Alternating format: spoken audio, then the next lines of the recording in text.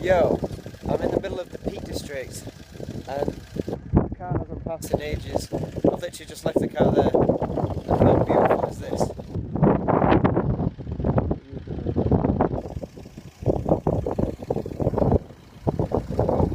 Okay, like behind me is Antifa. I've never seen Antifa in my life before. I thought it only existed in America, but apparently it's in England as well. I don't really get exactly what's going on now. There's just a lot of people, a lot of police.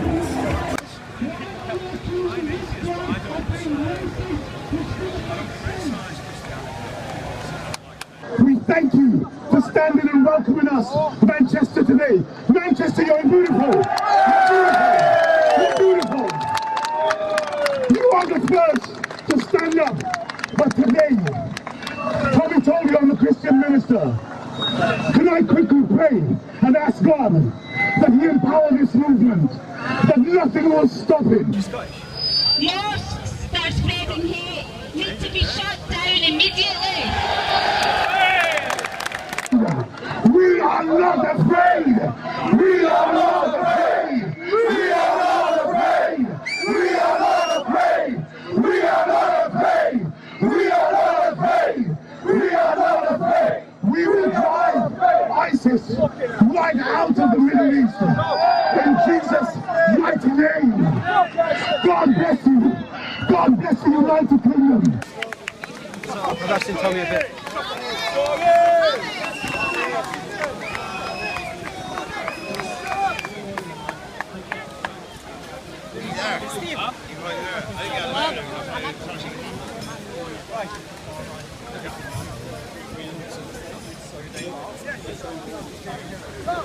I just met Tommy. I didn't get to shake his hand, but I shook hands with the black guy that was the preacher. And he said he's from Bradford as well. I didn't even know.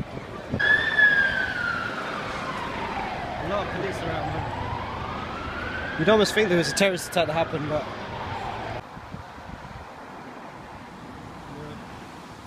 I think it's kind of weird, man. I think the police might be there for their protection, but yeah, it's interesting.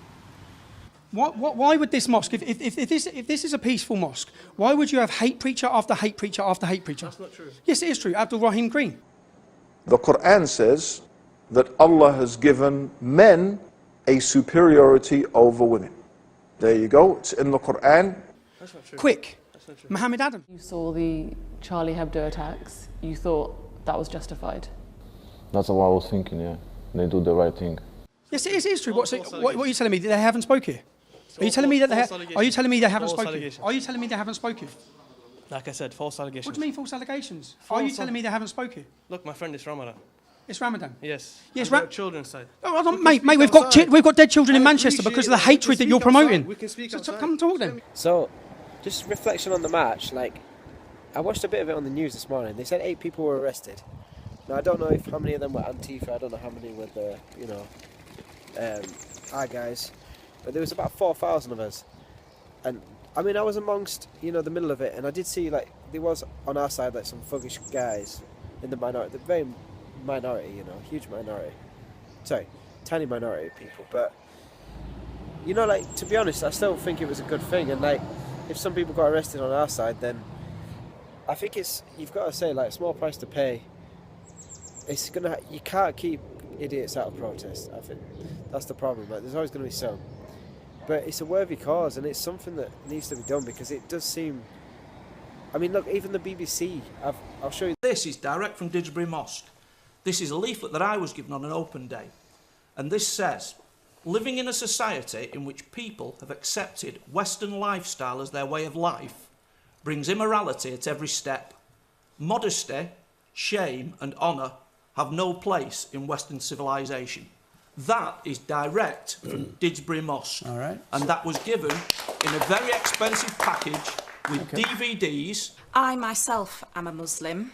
I am a British Muslim, and there is an elephant in the room here, and unfortunately, it is very unfortunate, there is an issue with regards to radicalisation and extremism that does exist within our community. That is something that we have to accept and we have to deal with. I would like to go back to what the gentleman over there was saying when he referenced a mosque. Yes, we do have an issue within our mosques, within our religious institutions. We have children being taught the Wahhabi interpretation of the Quran. We have Saudi-trained clerics coming in and speaking to children as young as 7. You know, they have these books, you know, children are taught just, you know, we have to do something about it. Stop, I would say, for now, temporarily, close down all Saudi-financed mosques. And I myself, as a Muslim, I'm a Muslim, so, you know, we have to do something about it, yes. Not only have our own terrorists, you know, terrorism is also being imported right under our noses. Yes, there are. Yes, there are. Yes, there are. Sorry, who's...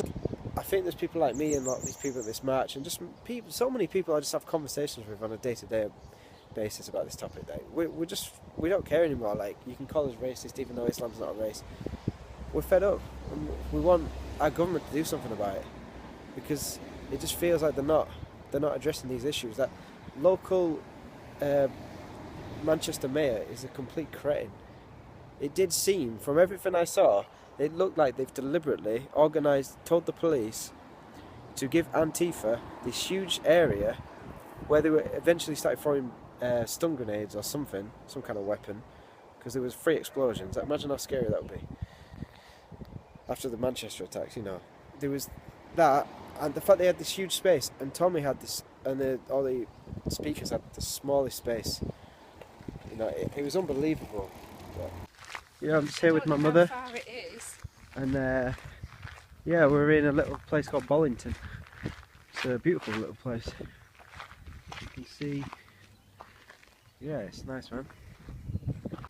My mother keeps stopping me because we keep seeing like nice plants like these ones.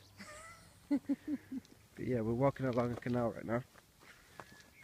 And, yeah, we got some guys. This mill that we're coming up to is Clarence Mill. It was a spinning mill in its heyday. It's now a cafe and arts centre. Oh right, it's kind of like in Saltaire near Bradford. Yeah. It's the same thing. Yeah, I'll tell you one thing, you know, like obviously my home's now in Ipswich and I love Suffolk, but you can't beat the north.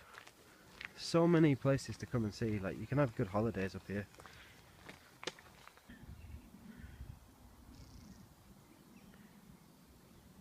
Mum's taking a picture. There's a brown one, a white one, a grey one. This is a multicultural llama field, all different colours. Hey, I'm just at my grandma's house and we're just about to go off and see my auntie Frances. Yeah, I'm just making a little video. What, you two? I'm just making a video. I'm making a big video. Alright, alright. I'll send you it when I'm done. Yeah, on the way back. We're just leaving now. I'm here with my great auntie, my parents, and my dad's got some cousins from France. That's his wife. And yeah, and they've got 2 kids. Well, not 2 grandkids over here. You can't really see them, but yeah. So I've met some new people today that I've never met. Thank you, Francis. Thank you. Do you put little notes? No, the ones that are for Jill. I think they'll be alright. Is it alright to put them on top of the bureau, Francis? Yes.